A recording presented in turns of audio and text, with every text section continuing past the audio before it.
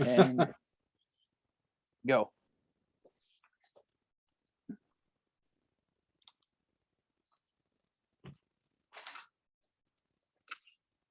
Hi, I'm introducing myself, Howard Storm. I wrote this book and it was published in the year 2000. It's called My Descendant to Death by Howard Storm. And it's been published in a number of different languages around the world. And it's a testimony about what really happened to me on June 1st, 1985. And I tried to write it just like it happened. My memory of that experience is very vivid, and I can really go right into that vivid memory of that experience, even though now decades have passed. When I wrote the book, I didn't try to editorialize or comment on what was happening. I tried to simply do a narrative of what happened in a very straightforward, plain manner. In this video that I'm doing with Corioto, I'm going to do lots of commentary because if you want to read the book, you can get the straight narrative, but through this video series where we're going to go through it chapter by chapter, I have a chance to comment. So in the last one, the last video that we did, which was about chapter 1, I had a near-death experience in a hospital in Paris, France, June 1st, 1985. I was dying, wasn't getting any medical attention after being in the hospital for 10 hours, and I was in critical condition and I went unconscious. As far as I'm concerned, I died. I just said I was getting no medical attention, so I'm going to say it again. I was getting no medical attention, so nobody came in and pronounced me dead or anything because I was getting no medical attention. Okay, that's 3 times. That's enough. People can't understand how you can be in a hospital and get no medical attention. Well, go to Cochin Hospital in Paris, France, and find out for yourself how that can happen. Anyways, so I woke from that unconsciousness. I was very happy because I wasn't feeling the pain anymore. I felt great. My senses were heightened, unable to communicate with my wife and my roommate, Monsieur Florent, got very frustrated and angry and confused. And I felt more alive than I'd ever felt my whole life. My senses were very heightened. And I heard people calling me from outside the room in the shadowy hallway. And they were telling me to come with them. And I told them that I needed a doctor, and I was supposed to have surgery, and were they from the doctor and stuff like that. And they answered that they knew all about me. They'd been waiting for me for a long time, and then I had to go with them right away. So I made the stupid assumption that they were hospital personnel sent by the doctor to take me to the doctor and to my surgery. I want to make a comment about them. They lied. They deceived. There's a old expression. Do you know how to tell when the devil is lying? Answer: when his lips are moving. The point is that demons, the devil, the evil ones, are pathological liars. There's no truth in them at all. They can't even speak the truth if they wanted to. No. They are seducers. What is their objective, their purpose? To take us down to where they are. And I mean that in every sense of the word. I mean it spiritually, mostly, but also mean it in terms of geography. They live in a world that's unbelievably bleak and horrible. They've chosen it. The way that they chose it is by rejecting God. If anyone thinks you can reject God and then go to heaven, I would suggest to you that you're completely irrational.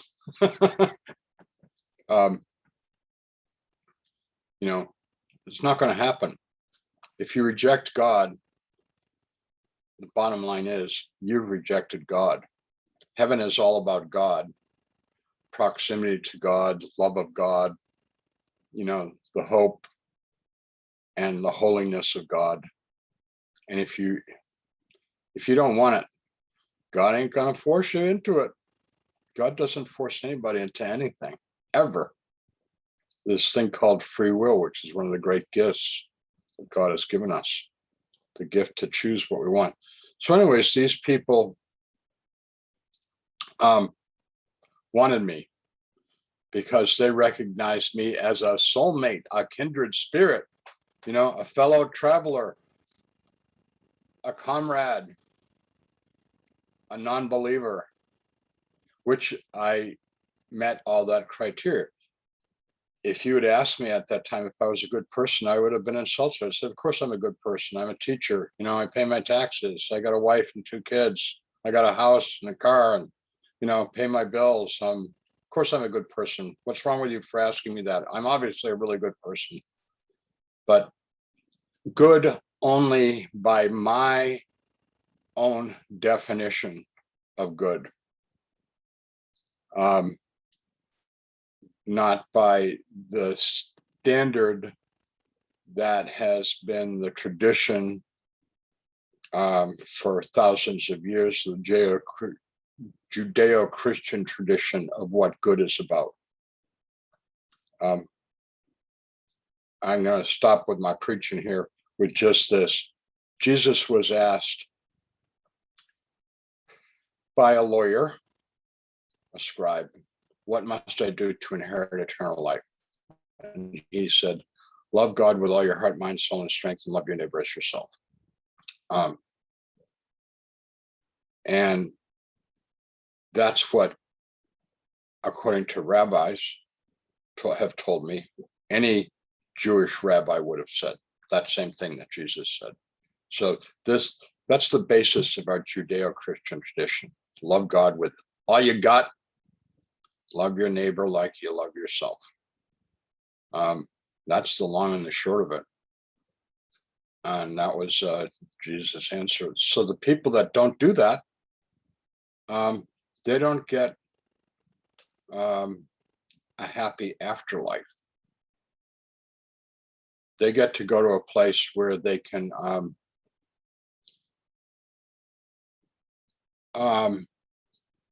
basically do whatever they want to do. Unfortunately, it's a pretty bleak world, but we'll get it. I'll save that for later. So they took me on a long journey. We didn't go up, down, right, or left. It was like a featureless plain.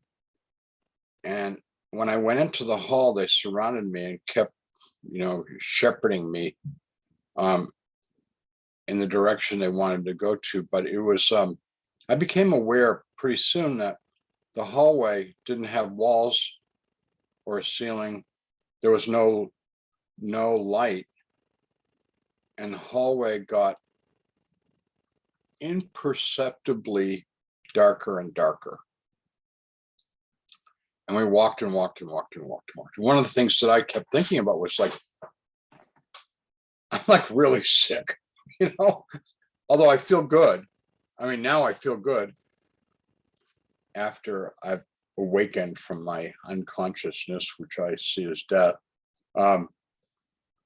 Like, how come I'm not tired? How come, how come I can just keep walking and walking and walking? And as we moved, this group of people grew. It started off with like, because it was dark, I mean, didn't get an exact count, but let's just say there were like, about 10 or a dozen of them or something like that. But after a while, I would realize there were a lot more and more kept joining. The reason why I knew that there were more and more people coming, because even in this shadowy, darkened land, I could see, them sort of, and I could hear them and they talked. Every time I asked them a question of like, how much further, where are we going? Who's the doctor? Da da da. Who are you? Their response was, shut up. And then when I would ask them more questions, they would say, shut up, and spice that up with more vulgarities and insults. So in a while, I gave up asking questions or trying to talk to them because it was getting absolutely nowhere. The other thing that was going on as we moved in this space, which I was getting this weird feeling that I had no sense of time in it at all, which was troubling, but not something I spent a lot of time thinking about. But it's like, I don't have any feeling of how long this is going on.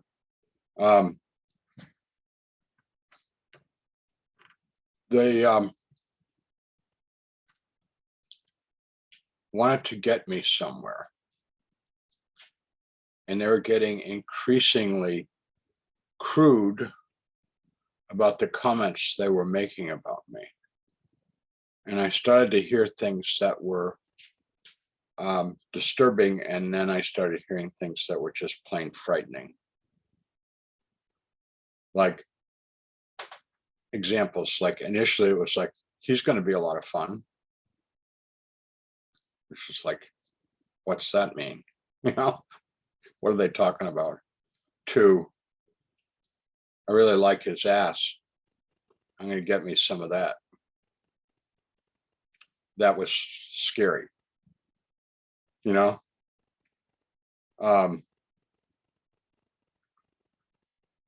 So I'm getting really going from nervous to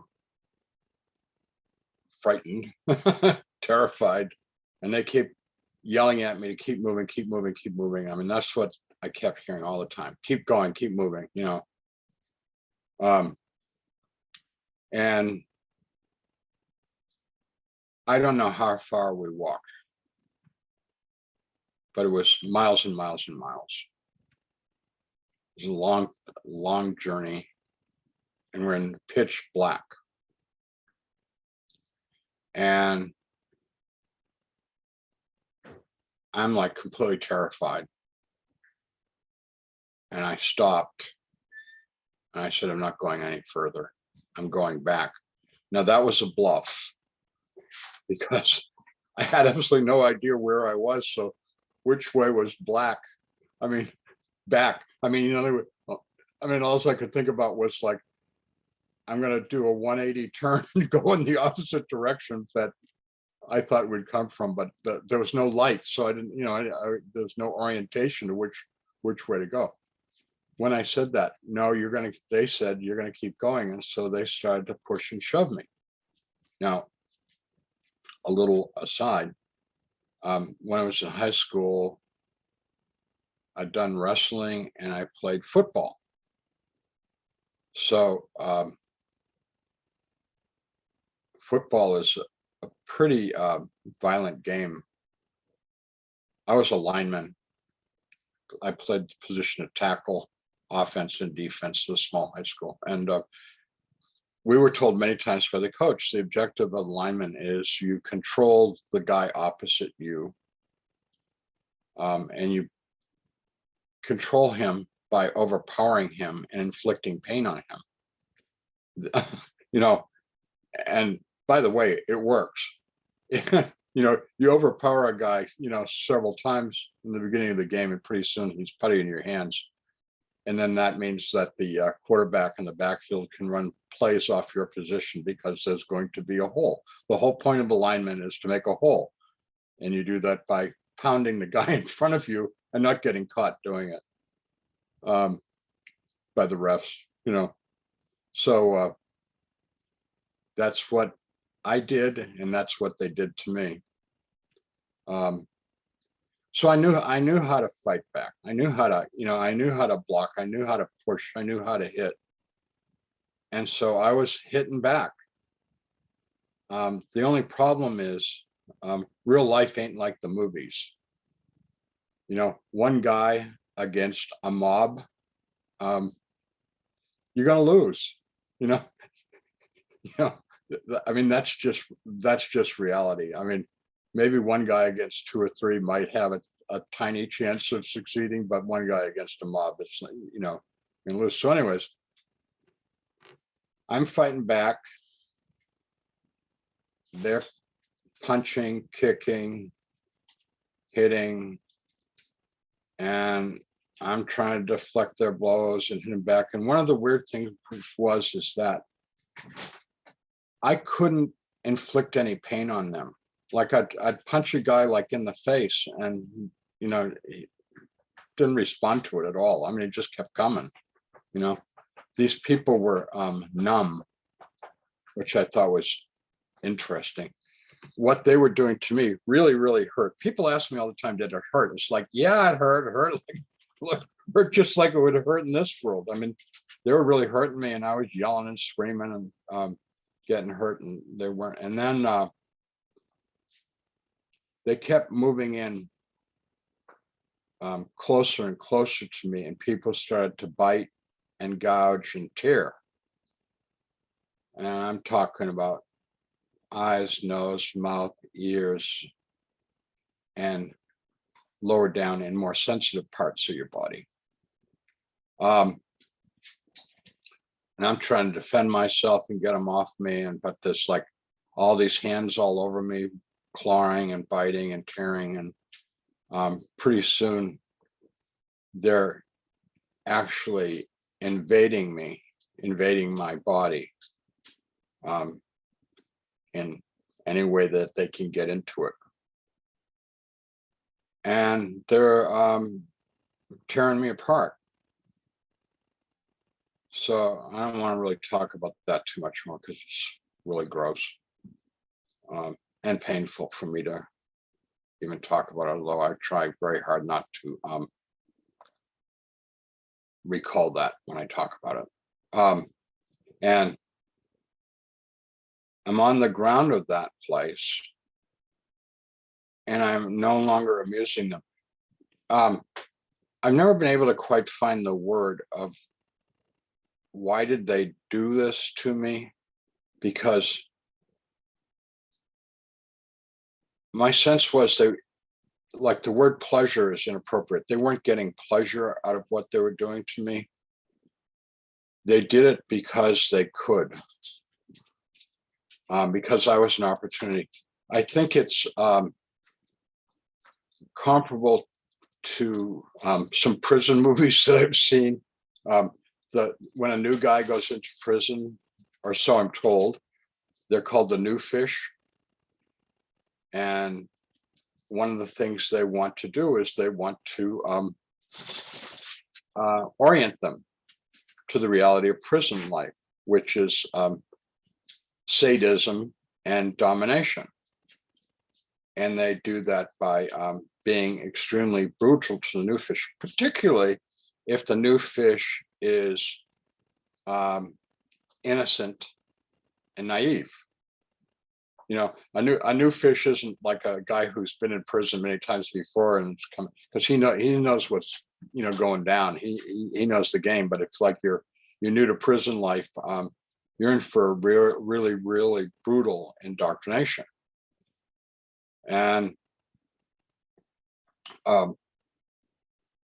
not to mix metaphors, but like in military training, you go to boot camp, and one of the things that you do is you become indoctrinated, into a whole new social order, into a whole new culture, and you got to learn your place.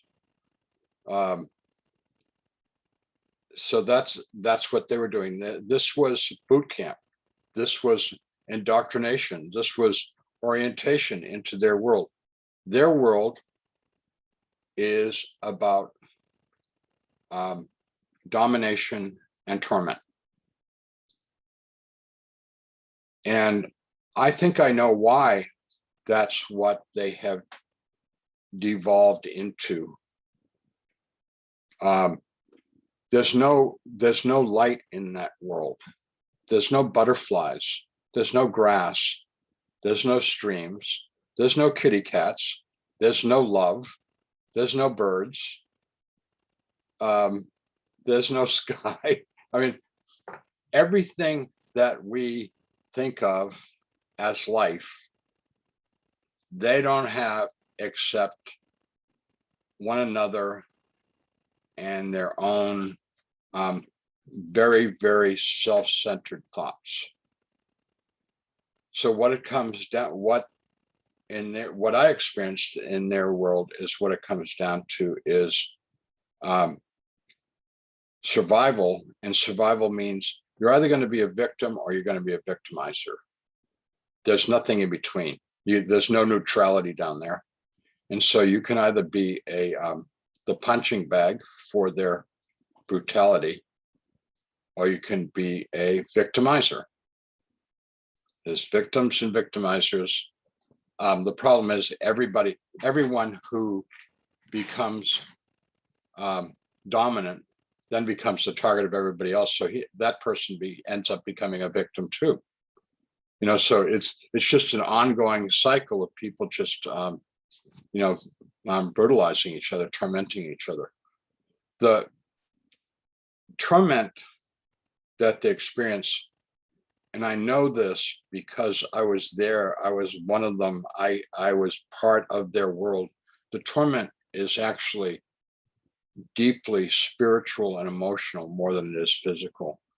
I don't like physical pain any more than anybody else does. I mean, I experience physical pain just like everybody else does. I don't like it. I don't want it, you know. In relationship to deep emotional, spiritual pain, emotional, spiritual pain is worse than physical pain. If you've ever been there, I mean, in that kind of spiritual, emotional torment, you know what I'm saying is true. And I hope you've never been there, but lots of people have. And drug addiction, alcohol addiction in our society, which is a much worse epidemic than any virus that we're experiencing, is an attempt by people to anesthetize the emotional and spiritual pain that they're experiencing. Sometimes that might have a physical component to it, but a lot of times people that are perfectly healthy and don't have any physical problems at all become anesthetizing that deep pain that they have inside from whatever causes that they've experienced in their life. Anyways, so these people are hurting,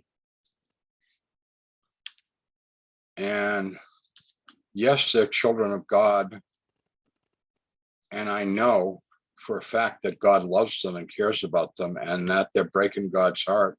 Just like when a kid rejects his parents and, you know, won't have anything to do with his mother and father and stuff like that. That's it's a terrible thing, but people do it all the time. Matter of fact, it's becoming an increasing phenomenon in Western culture that children separate from their parents and have nothing to do with their parents. Anyhow, that's those people. I want to tell you something that's very hard for me to say. I totally related to them.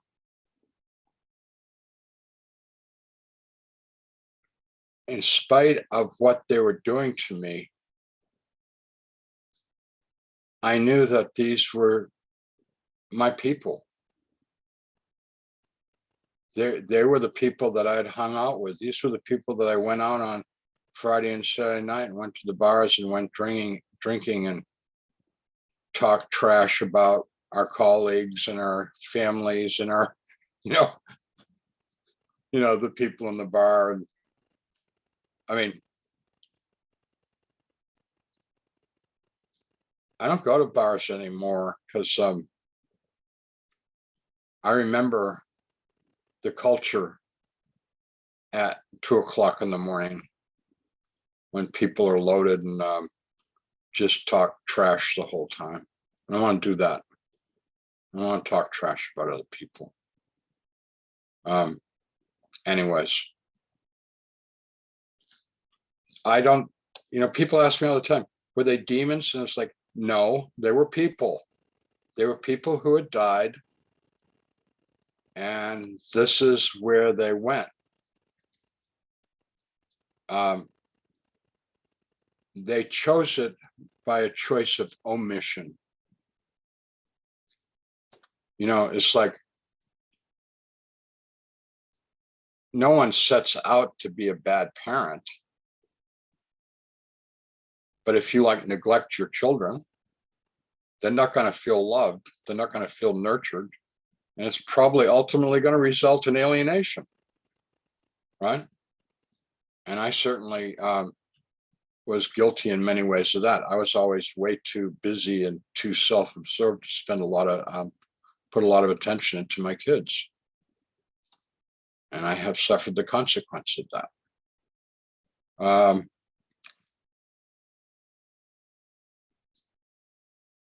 These people had gone their own way and had rejected God, had rejected real love, whatever faith they might have been exposed to, whatever church they might have been exposed to, whatever religion they had rejected all that stuff and had just become self-absorbed. Life is basically about what can I get out of it? How can I manipulate other people to get what I want out of them? That sort of thing. I'm not going to call them bad people. I'm just going to call them messed up. They missed the whole point. And the point is to live in love in this world in whatever meaningful way you can do that. Beginning with your family and your neighbors, your job, your place in society. So I didn't amuse them anymore because I was all ripped up and I couldn't respond. I was just I was in a fetal position. People were coming by, kicking me, trying to get a reaction out of me.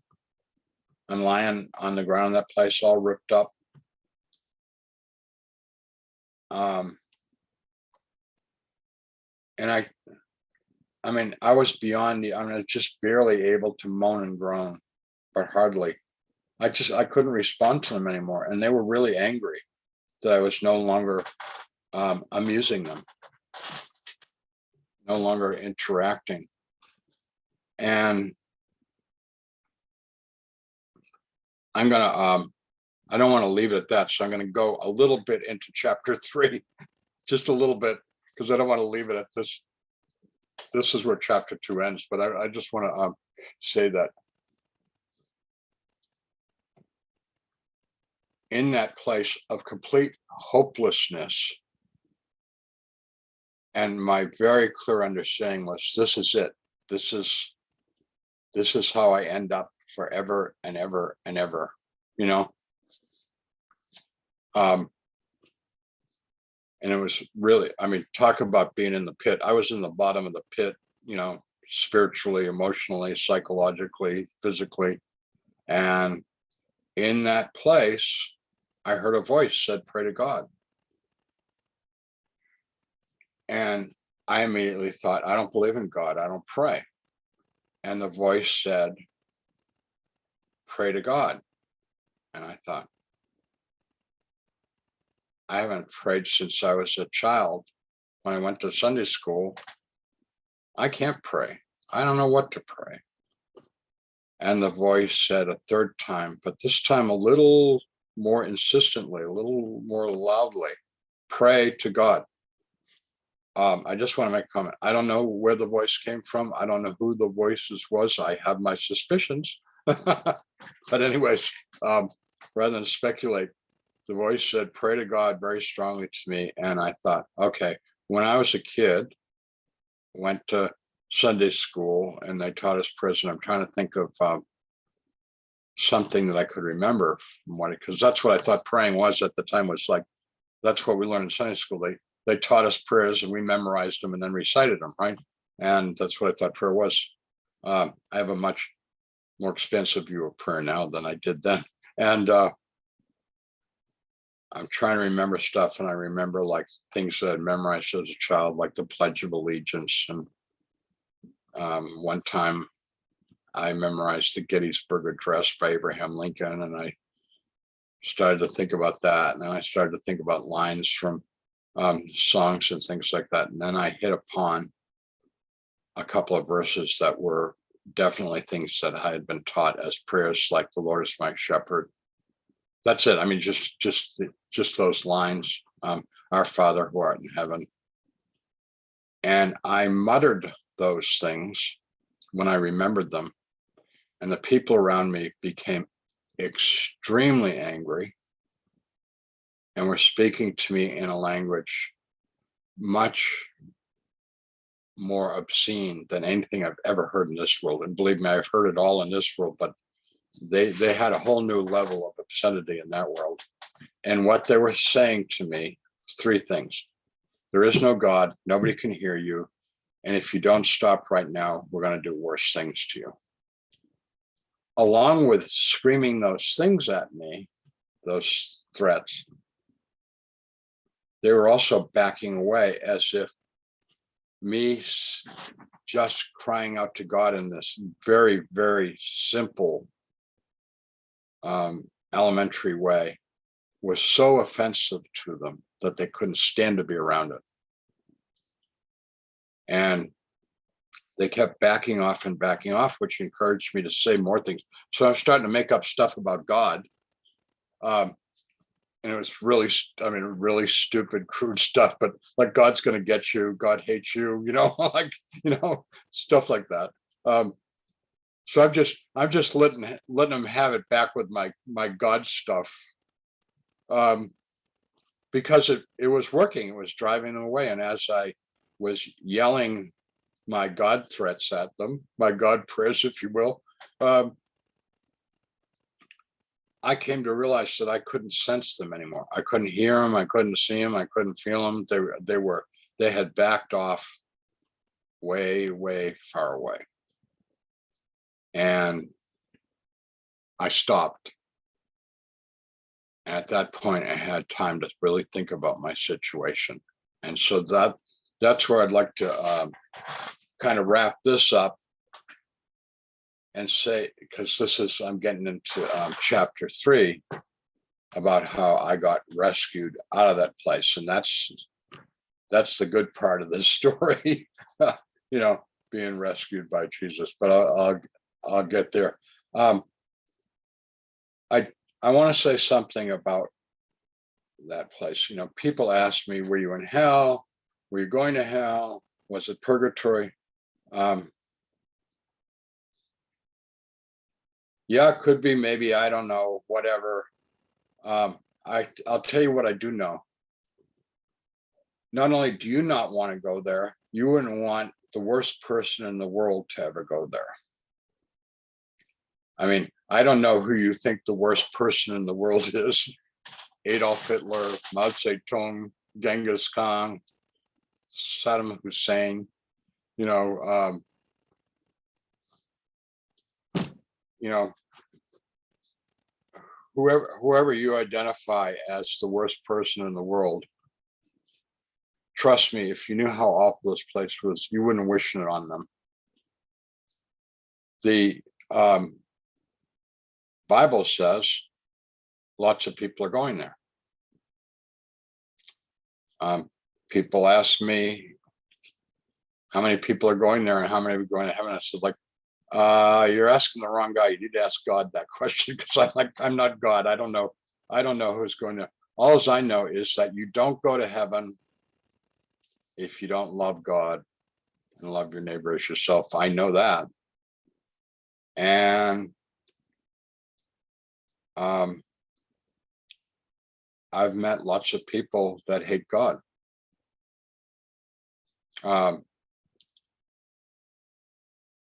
I would like to influence them.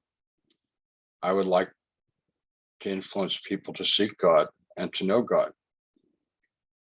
God does not, I know this for a fact, God doesn't want anybody to reject God's love. God doesn't want anybody to go to that dark place, whatever you want to call it, hell, way to hell, purgatory, whatever floats your boat. You know, God doesn't want people. God wants us. We're God's children. He made us to go to heaven, and when we reject Him, we don't go to heaven. And so the alternative is that place. Now, I think there's many levels to hell. I was in one of them. So I'm not an authority on hell, but there's not a lot of people that talk about that hellish place. I've met many of them who've been there, people who've had near-death experiences and gone to hell. And almost always they tell me the same thing. They don't talk about it.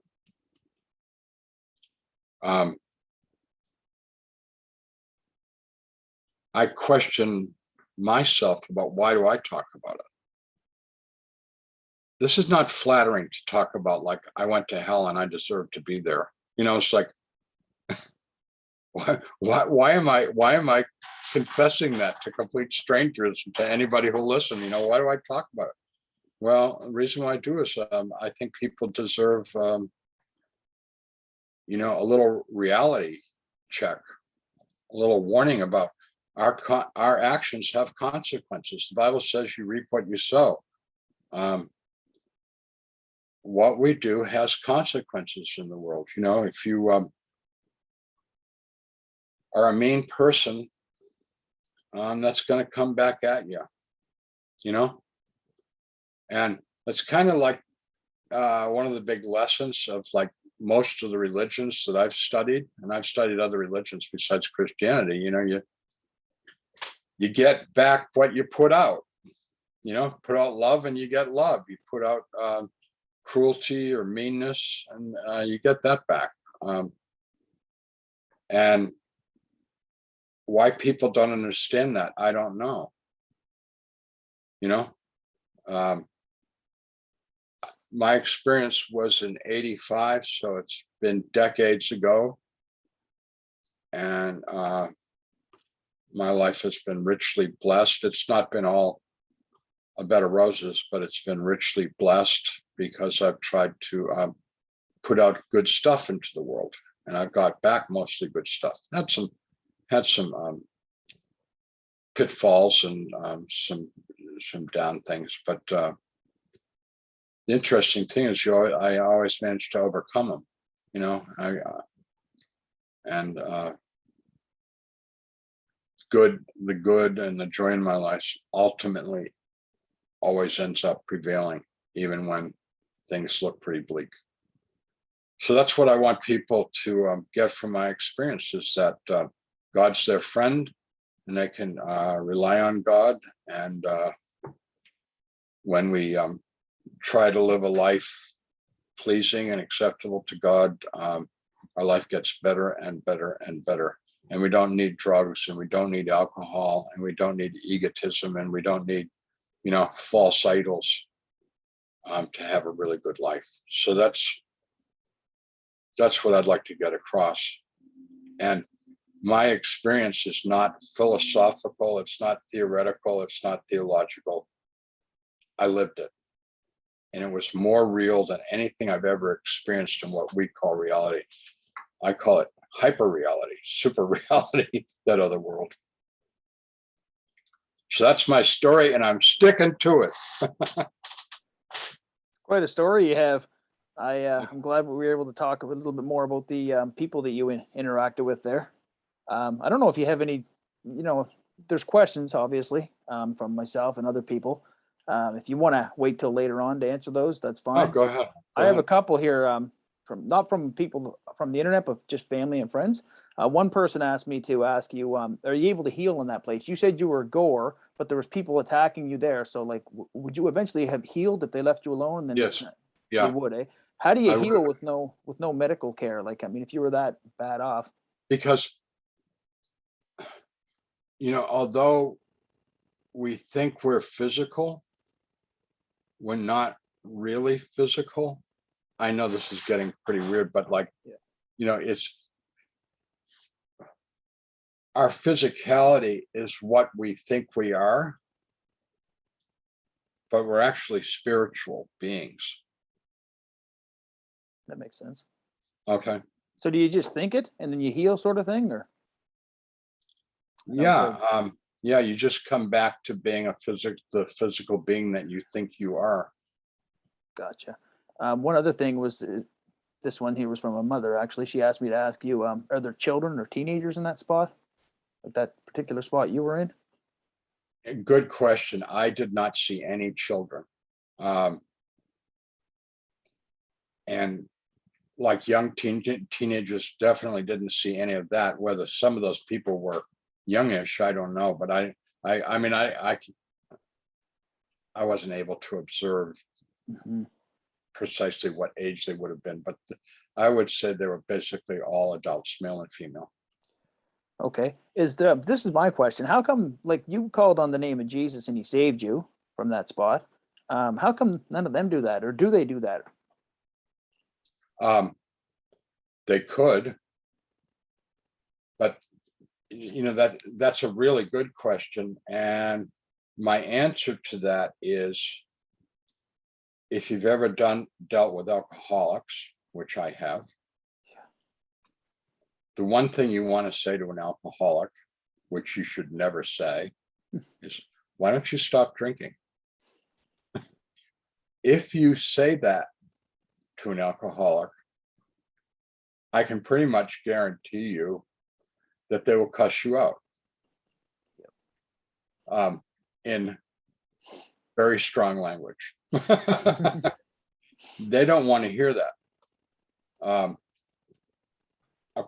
I've been involved with Al-Anon and AA, and I've studied those things. And what part of my sense is that they know they have a problem, but they have such guilt and shame about their addiction that rather than dealing with that and the causes of that, they just protect and defend themselves with anger, and particularly anger towards anyone who's close to them. Like, one of the things that we learned in Al-Anon is that the first victim of alcoholics' anger is usually their spouse or their parents or their kids.